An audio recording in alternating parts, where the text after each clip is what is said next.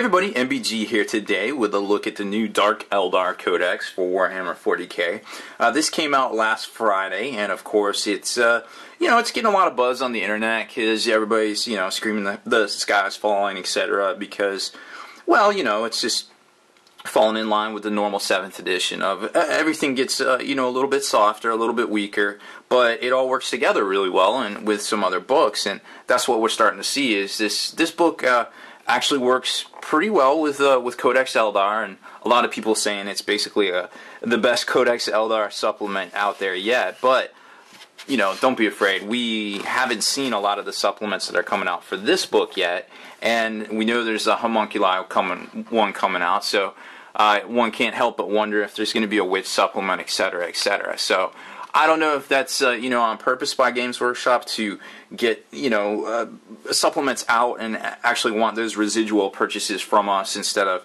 kind of having everything in one book, or if it's just a coincidence. Who knows really? I'm sure most Dark Eldar players are just happy to have a new set of rules that hopefully we'll see around for a while. I mean, they got an update, and it's fallen in line with 7th edition, and a lot of stuff, it makes more sense as far as, how it functions and things like that in-game.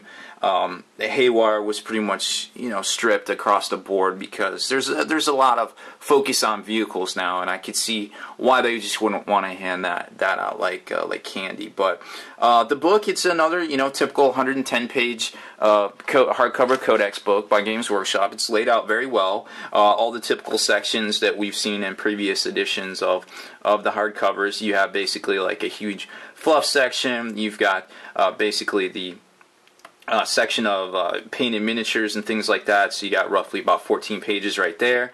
Then you get into the actual bestiary where the unit entries, and remember it's all just one now. You've got that big page with a picture of the model and all of the special rules that comes with it, as well as its stat line, and then you can refer to the stuff at the beginning, the war gear list, as to what each one can take.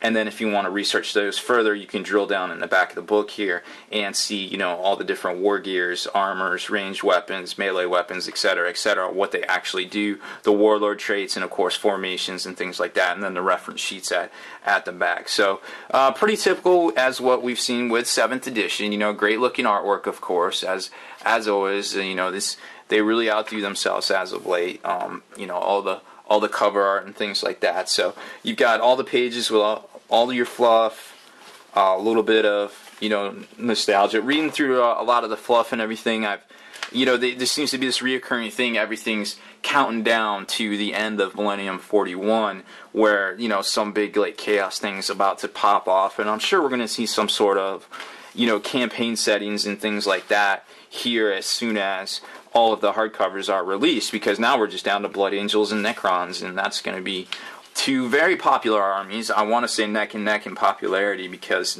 Necrons, are always very easy to paint and hobby with. Here's your showcase section, miniatures gallery. I really like all the source lighting and everything that they do now in all of their books and things, like how they just basically show all that off. It's very cool looking. It really sets the mood for the book itself. Then we get into the forces of the Dark Eldar. Like I said, the war gear list here will tell you kind of what you can take and then what pages to go to, and where you can find the actual readout of what they do and things like that. So this is the actual unit entries, what they used to call the bestiary, I guess. And then it goes in all the stats, all your options, war gear, special rules, and things like that. When you start getting into some of the troop sections, it'll say like, hey, you can take stuff from the heavy weapon slots or the special weapon slots or things like that. Some stuff that people really haven't been talking about as much that I personally noticed in the book. Drazar seems pretty good. He does have Eternal Warrior, but he can only join squads of Incubi, unfortunately. For the original Scorpion Phoenix Lord, that I don't know, doesn't really seem very fitting for him to be stuck with those guys and not really be able to make it across the field. Urian Raykar seems pretty good as far as his abilities here with the Father of Pain and things like that, but it's still hard to see exactly how this is going to work. Some people are leaning towards this the Court of the Archon, where you can take the Medusae, they get the AP3 flamers for 25 points each, that you can deep strike them in off a webway portal and things. So lots of different builds out there. The Cabalite Warriors and the Witches still have their Highborn status, so you can, you know, get extra special weapons and things like that depending on what you're trying to do. The Venom was interesting because, where is it? It's in the Fast Attack now. You can also take it as a dedicated transport, but like we saw with the Space Wolf book, the Venom can be taken as basically a unit in itself. So you can take a Venom and you can basically, it's not a dedicated transport at that point, so you can put anything in it as long as, you know, they're Battle Brothers, which is basically Eldar themselves. So you could put like Fire Dragons and other things like that are really good at shooting in there. It can deep strike in, it can flat out, they can get out, they can do things.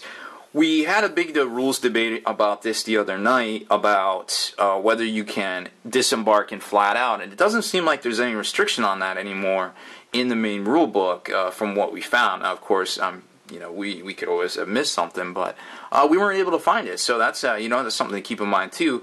And also, there's a vague discrepancy as well about whether you can deep strike vehicles, and if they land on top of the enemy, whether they confer the ability to basically get redeployed within an inch of the impassable terrain, friendly model or enemy model. It's all in the wording, you know. Basically, deep strike counts as a deployment, but it says if you finish your movement over top of these particular occurrences. So it's like potato there. It's like, what do you say? And we haven't really gotten an FAQ out of GW yet. So those are some things to keep in mind, because let me tell you, deep striking in a phalanx of raiders or venoms on top of stuff, and then being able to just start blasting away would be pretty interesting, to say the least. And I mean, that kind of is what the Dark Eldar are supposed to do. So I don't see maybe the thought crossed CW's mind. Maybe we're just reaching. I don't know. It's gonna be interesting to see, nonetheless, whether they come out with an FAQ or if some of the tournaments allow that as well. The same could be said for a Necron Monolith deep striking, or some of the Blood Angel vehicles that can deep strike. It would be super swell to not lose your Land Raider deep striking because it went, you know, over your own stuff. So it all just comes down to the syntax of the wording, and it's very vague. It seems like it's a carryover from 4th edition, but we'll see how that goes in the future. You know, who rules what where. So then in the back, like I was saying, in the appendix, you got all the armor, your melee weapons, your ranged weapons, your special pieces of war gear, your warlord traits, all the special rules like the power from pain and things like that. So everything you need to play the game, of course, is in here. Now, whether or not you want to get some of the supplements that may or may not be coming out in the near future, you know, who knows. The detachment, the Real Space Raiders detachment is here, and then you have a formation, of course, in the back. This book was noticeably not lacking a Lord of War, so that was kind of interesting to see that there was no Lord of War in here. And then there's the fold-out reference chart, full color. So you know, pretty much your typical GW book retails for about, you know, $50 or so, and you know, high quality, very very nicely laid out, very very well done graphics. You know, GW says they're a miniatures company, but at the end of the day, they definitely do right by people with their layouts and their rules and their books and their things like that. And that seems to be what keeps us all coming back. So hey, I'm very glad that they focus on that, because if they didn't, I would hate to think what would happen. So that's it for this one, guys. Make sure you subscribe to this YouTube channel, check out the blogs, like ebitsblog.com, and listen to our podcast, forgenarrative.com.